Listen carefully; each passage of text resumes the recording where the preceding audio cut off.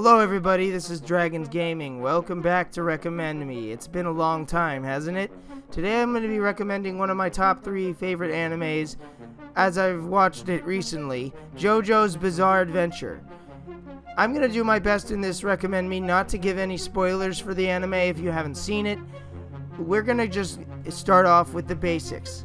Let's start off with the characters. So, the first part of JoJo's Bizarre Adventure is known as Phantom Blood. It stars Jonathan Joestar and Dio Brando. Now, these two characters immediately, you can see the tension between them in this clip I will show here. That's Danny. He's my dog as well as my steadfast companion. Don't worry, he knows better than to nip at strangers.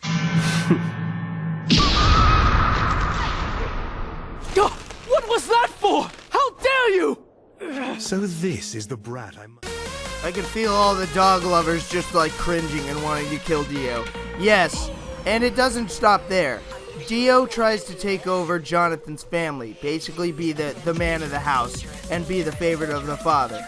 Jonathan's father is a rich man, and Dio was a poor man who grew up with a scumbag of a father, who, I don't remember exactly how it happened, but Dio ended up in his household. So Dio tries to take everything from JoJo. His girlfriend, kills his dog, does all this horrible stuff.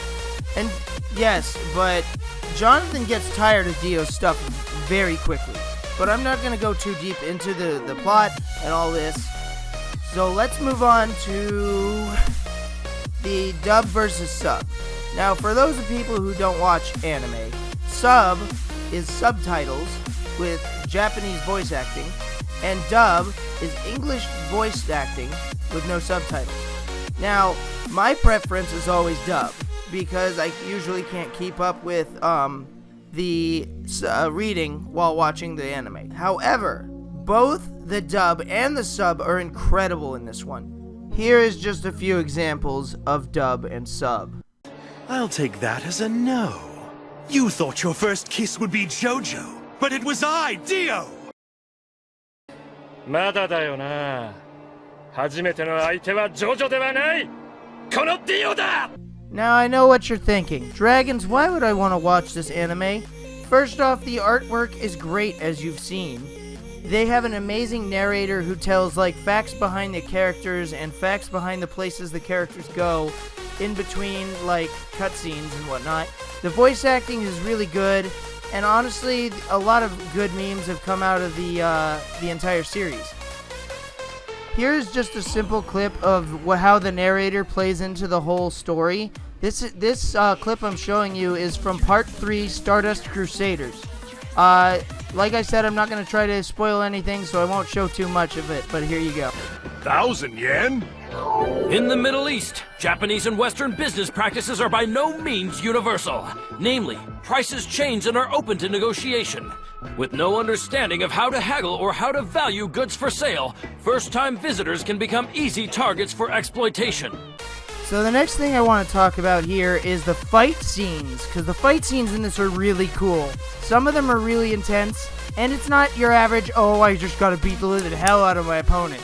No, these fights require, the main character has to outsmart his opponent in most of them. That's what I love about Part 2. Part 2 is really good for this. I'll show a clip of Part 2 here. お前の次のセリフは赤子を殺すより楽な作業よ。だ。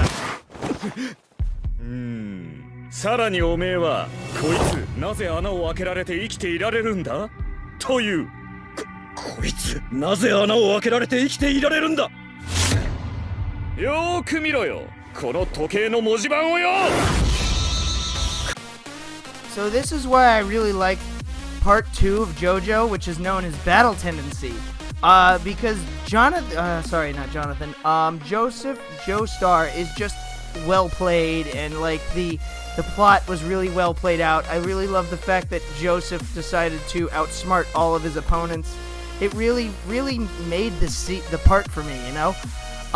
Another great thing to talk about in this is death scenes. Now, I'm not going to spoil who dies or what goes on, but I am going to tell you that The death scenes in this are gonna hit you like The Walking Dead, like first season through second. They're gonna be like, oh no, he died? Are you kidding me? It's just shocking. In conclusion, everybody, I feel like I'm running out of things to talk about, so I'm gonna give my recommendation level now, which is where I'm gonna sit here and tell you on a scale of 1 to 10 how much I would recommend this. And I'm gonna give it a strong 7. Because honestly, this is a really great anime. If you're not into anime and you're just wanting to start on an anime, I wouldn't recommend it. I would recommend something a little different. Something that would introduce you to anime and wouldn't be like, because this anime, I'm not gonna lie, if you're not paying attention that well, it'll throw you for a loop. So I'm gonna give it a 7, and I'm gonna give you guys a parting gift. Have fun.